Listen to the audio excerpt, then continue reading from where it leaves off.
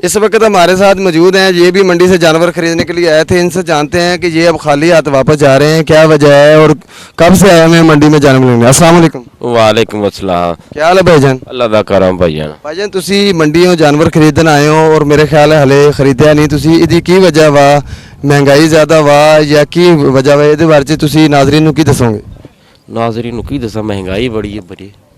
ਤੁਸੀਂ ਬੱਕਰੀਆਂ ਦਾ ਰੇਟ ਪੁੱਛਿਆ ਕਿੱਥੇ ਤੱਕ ਦਾ, ਕਿ ਕਿੰਨੇ ਰੇਟ ਤੋਂ ਲੈ ਕੇ ਕਿੰਨੇ ਰੇਟ ਤੱਕ ਤੁਹਾਨੂੰ ਬੱਕਰਾ ਮਿਲਿਆ, ਜਿਹਦਾ ਮਣ ਵਜ਼ਨ ਆ ਉਹਦਾ ਕਿੰਨੀ ਡਿਮਾਂਡ ਹੋਈ ਹੈ? ਉਹ ਮੈਂ ਜਿਹਨਾਂ ਦਾ ਬੱਕਰਾ ਲੱਭਣ ਡਿਆ ਵਾ ਉਹਨਾਂ ਦਾ ਤਾਂ ਮੇਰਾ ਪੈਟਰੋਲ ਸੜ ਗਿਆ। ਮੈਂ ਪਰੇਸ਼ਾਨ ਆ। ਮੈਂ ਕਿਹਾ ਇਹਦੇ ਨਾਲ ਤਾਂ ਪੈਟਰੋਲ ਹੀ ਫਿਰ ਠੀਕ ਹੈ।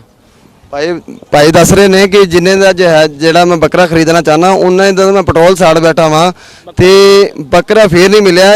ਇਹਦੀ ਵਜ੍ਹਾ ਅਸਲ ਕੀ ਹੈ, ਤੁਸੀਂ ਨਾਜ਼ਰੀਨ ਨੂੰ ਕੀ ਦੱਸੋਗੇ? महंगाई। ये भी भाई महंगाई का रोना रो रहे हैं और इंशाल्लाह आगे भी आपको मजीद मंडी का विजिट करवाते हैं। महंगे बकरे महंगे हो गए। ਭਾਜਨ ਤੁਸੀਂ ਇੱਥੇ ਮੰਡੀ ਆਏ ਹੋ, ਕਿੰਨੇ ਬੱਕਰੇ ਲੈ ਕੇ ਆਏ ਹੋ? 8 ਕਦੋਂ ਦੇ ਆਏ ਹੋ ਮੰਡੀ? 3 दिन हो गया जी। ਕਿੰਨੇ ਵੇਚੇ ਨੇ? एक नहीं विकया। ਤੇ ਕਿੰਨੇ ਕਿਸ ਰੇਟ ਤੱਕ ਤੁਹਾਡੇ ਕੋਲ ਕਮ ਸੇ ਕਮ ਕਿੰਨੇ ਦਾ ਬੱਕਰਾ ਹੈਗਾ? ਉਹ ਜ਼ਿਆਦਾ ਤੋਂ ਜ਼ਿਆਦਾ ਰੇਟ ਵਾਲਾ ਕਿੰਨਾ ਬੱਕਰਾ? ज्यादा रेट आ 60,000। ਘੱਟ ਤੋਂ ਘੱਟ ਗੱਲ ਕਿੰਨੇ ਦਾ ਬੱਕਰਾ ਵਾ? घट तो घट है 40,000 ਦਾ। 40,000 ਦਾ ਜਿਹੜਾ ਬੱਕਰਾ ਵਾ ਉਹ ਜਦੋਂ ਲੈਣ ਵਾਲੇ ਆਂਦੇ ਉਹ ਕਿੰਨੇ ਪੈਸੇ ਲਾਉਂਦੇ ਨੇ?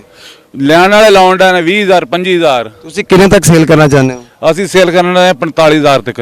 ਇਹ ਤੁਸੀਂ ਪਹਿਲੇ ਵੀ ਇਹ ਕੰਮ ਕਰਦੇ ਸੀ ਜਾਂ ਪਹਿਲਾ ਸਾਲ? 15 ਤੋਂ 20 ਸਾਲ ਹੋ ਗਿਆ ਕੰਮ ਕਰਦੇ ਨੂੰ। ਇਹ ਜਿਹੜੀ ਮੰਡੀ ਦੀ ਸੂਰਤ ਹਾਲ ਤੁਸੀਂ ਅੱਜ ਦੱਸੀ ਹੈ, ਇਹ ਅੱਜ ਤੋਂ ਪਹਿਲੇ ਵੀ ਸੀਗੀ ਜਾਂ ਇਸੇ ਕੋ ਮਚਿਆ? ਇਸ ਮੰਡੀ ਦੀ ਸਾਨੂੰ ਪਹਿਲੀ ਵਾਰੀ ਆਏ ਤੇ ਇਹਦੀ ਸੂਰਤ ਆ ਰਹੀ ਸਾਨੂੰ ਨਹੀਂ ਸਮਝ ਆਈ ਵੀ ਕੀ ਹੈ ਤੇ ਕੀ ਨਹੀਂ। ਇਹ ਇੰਨਾ ਮਹਿੰਗਾਈ ਅਸੀਂ ਮੰਦਾ ਦੇਖਿਆ ਨਹੀਂ। 2700 ਨੂੰ ਕਣਕ ਲੈ ਕੇ ਇਹਨਾਂ ਨੂੰ ਪਾ ਕੇ 20 ਸਿਰ ਕਣਕ ਡੇਲੀ ਖਾਂਦੇ ਨੇ ਤੇ ਕਿੱਥੇ ਜਾਣ ਬੱਕਰੇ ਵਾਲੇ, ਕਿਹ ਨੂੰ ਜਾਣ? ਇਹਦੀ ਵਜ੍ਹਾ ਕੀ ਤੁਹਾਨੂੰ ਨਜ਼ਰ ਆਈ ਹੈ? ਵਜ੍ਹਾ ਇਹ ਆਈ ਵੀ ਲੋਕ ਕਮਜ਼ੋਰ ਹੋ ਗਏ ਮਹਿੰਗਾਈ ਦੇ ਨਾਲ। ਪੈਟਰੋਲ ਕਿਉਂ ਲੋਕ ਕਮਜ਼ੋਰ ਹੋ ਗਏ ਘਰਾਂ ਚੋਂ। ਤੁਸੀਂ ਕਿੱਥੋਂ ਆਏ ਹੋ? ਅਸੀਂ ਆਏ 56 ਮਰਾਜ ਚੋਂ। ਇਹ ਤੁਸੀਂ ਕਿੰਨੇ ਦਿਨਾਂ ਤੋਂ ਆ ਰਹੇ ਹੋ? ਅਸੀਂ 20 ਸਾਲ ਤੋਂ ਲਾਹੌਰ ਬਹਿੰਦੇ ਰਹੇ। ਇਸ ਮੰਡੀ ਦੇ ਪਹਿਲੇ ਸਾਲ ਹੀ ਬੈਠੇ ਆ। ਇਸ ਮੰਡੀ 'ਚ ਤੁਸੀਂ ਪਹਿਲੇ ਸਾਲ ਆਏ ਹੋ, ਲੇਕਿਨ ਇਹ ਤੁਸੀਂ ਗੁਜਰਾਂ ਵਾਲੇ ਅਸੀਂ ਬਹਿੰਦੇ ਰਹੇ ਆ। ਇੰਨੀ ਮੰਦਾ ਇੰਨੀ ਸਾਡੀ ਹਾਲਾਤ ਬੁਰੀ ਅਸੀਂ ਨਹੀਂ ਵੇਖੀ ਜਿਹੜੀ ਐਤਕੀ ਹੋ ਚੁੱਕੀ ਆ। ये बुजुर्ग बता रहे हैं कि ये 15 साल से ये काम कर रहे हैं और ये 15 बकरे जो हैं यहाँ पे लेके आए थे और अभी तक जो है आपको पता ही है कि कल ईद कुर्बान है, कल कुर्बानी का दिन है, अभी तक एक सेल नहीं हुआ। इसकी वजह क्या है? महंगाई है और लोग परेशान हैं, बेचने वाले भी परेशान हैं, ख़रीदने वाले भी परेशान हैं। जो 50,000 वाला जानवर होता है, जब उनको कहते हैं कि 50,000 है तो वो जो है वो ख़रीदने वाला कहता है 50,000 का कहाँ से, हम तो 20,000 का लगाएंगे। वो इस हवाले से भी परेशान है। ये भी भाई आए हैं। अस्सलाम वालेकुम भाई। वालेकुम अस्सलाम जी। कित्थों आए हो भाईजान? मैं जी इत्थे हासलपुर दा ही हां।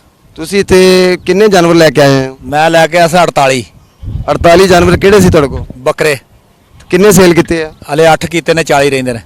ਇਹ ਤੁਸੀਂ ਖੁਦ ਪਾਲੇ ਨੇ? ये खुद पाले नहीं, ਅਸੀਂ ਵਪਾਰ ਦੇ ਕੀਤੇ ਲਿਆਂਦੇ। ਅੱਛਾ, ਤੇ ਇਹ ਤੁਸੀਂ ਮੰਡੀ ਦੇ ਸੂਰਤ ਹਾਲ ਹਾਸਲਪੁਰ ਦੇ ਵਿੱਚ ਪਹਿਲੀ ਵਾਰੀ ਹੈ ਤੁਹਾਡਾ ਜਾਂ ਪਹਿਲੇ ਵੀ ਬਾਹਰ ਜਾਂਦੇ ਸੀ? ਇੱਥੇ ਵੀ ਬਾਹਰ ਵੀ ਜਾਂਦੇ ਰਹੇ ਆ। ਐਤਕੀ ਇੱਥੇ ਦਾ ਚਸਕਾ ਲਿਆ ਤੇ ਬਹੁਤ ਖਰਾਬ ਹੋ ਗਿਆ। ਇਹ ਤੁਸੀਂ ਕਿੰਨੇ ਦਿਨਾਂ ਤੋਂ ਇੱਥੇ ਆ ਰਹੇ ਹੋ? ਸਾਨੂੰ ਜੀ ਅੱਜ ਪੂਰੇ 15 ਦਿਨ ਹੋ ਗਏ ਆਉਂਦੇ ਨੂੰ। ਇਹਦੀ ਵਜ੍ਹਾ ਕੀ ਨਜ਼ਰ ਆਈ ਤੁਹਾਨੂੰ ਜਿਹੜੀ ਵਜ੍ਹਾ ਨਾਲ ਤੁਹਾਡੇ ਜਾਨਵਰ ਸੇਲ ਨਹੀਂ ਹੋਏ? ਔਰ ਅੱਲਾ ਕਰੇ ਸਾਡੀ ਦੁਆ ਵਾ ਤੁਹਾਡਾ 1-2 ਦਿਨਾਂ ਦੇ ਵਿੱਚ ਜਿਹੜੇ ਜਾਨਵਰ ਆ ਸੇਲ ਹੋ ਜਾਣ। ਇਹਦੀ ਵਜ੍ਹਾ ਕੀ ਹੈ? ਕਿਉਂ ਨਹੀਂ ਜਾਨਵਰ ਸੇਲ ਹੋਏ? ਵਜ੍ਹਾ ਜੀ ਇੱਕੋ ਹੀ ਹੈ, ਹਰ ਬੰਦਾ ਪਰੇਸ਼ਾਨ ਹੈ ਮਹਿੰਗਾਈ ਦੀ ਵਜ੍ਹਾ ਨਾਲ। ਬੰਦਿਆਂ ਕੋਲ ਪੈਸੇ ਕੋਈ ਨਹੀਂ, ਥੋੜੀ ਪੈਸਿਆਂ ਵਾਲੀ ਕੁਰਬਾਨੀ ਲੈਂਦੇ ਨੇ, ਜ਼ਿਆਦਾ ਪੈਸਿਆਂ ਵਾਲੀ ਕੁਰਬਾਨੀ ਕੋਈ ਨਹੀਂ ਲੈਂਦਾ। ਤੁਹਾਡੇ ਕੋਲ ਜਿਹੜਾ ਬੱਕਰਾ ਵਾ ਕਿੰਨੇ ਤੋਂ ਲੈ ਕੇ ਕਿੰਨੇ ਤੱਕ ਹੈਗਾ ਵਾ? ਅਸੀਂ ਵੀ ਜਿਹੜਾ ਸਾਡੇ ਕੋਲ ਇਸ ਟਾਈਮ ਬੱਕਰਾ ਸਾਨੂੰ ਖਰਚਾ ਪਾ ਕੇ ਸਾਡੀ ਮਿਹਨਤ ਪਾ ਕੇ ਸਾਨੂੰ 60,000 ਨੂੰ ਪੈਣ ਡਿਆ। ਕਿੰਨੇ ਤੱਕ ਦਾ ਉਹ ਸੇਲ ਤੁਸੀਂ ਕਰਨਾ ਚਾਹੁੰਦੇ ਹੋ? ਅਸੀਂ ਆਨੇ चलो कोई बच्चों की रोजी बन जाए, रोजी की बजाय सानू घाटा मिल रहा है। ये भाई बता रहे हैं कि जो है वो जितने जानवर लेके आए और अभी तक सेल नहीं हुए और हम जो है यहाँ पे मंडी में आए और पहली दफ़ा आए हैं और इतनी मंदी मंडी है और क्यों परेशान है हम यहाँ पे? इसलिए है कि बच्चों की रोज़ी कमा सकें। रोज़ी तो एक हमारा अजाफी खर्चा हो रहा है और हुकाम बाला से भी यही कह रहे हैं कि हम बहुत परेशान हैं और पूरा साल हमने जानवरों को पाला और ख़रीदा भी है, व्यापार का भी काम करते हैं, लेकिन असल जो सूरत हाल है आवाम का जो कहना है वो महंगाई है कि आजकल के महंगाई के दौर में 2 वक्त का खाना भी है वो भी मुश्किल हो जाता है और जो लोग जानवर कुर्बानी का ख़रीदने आते हैं वो चस्का लेके चले जाते हैं, ख़रीदते नहीं हैं।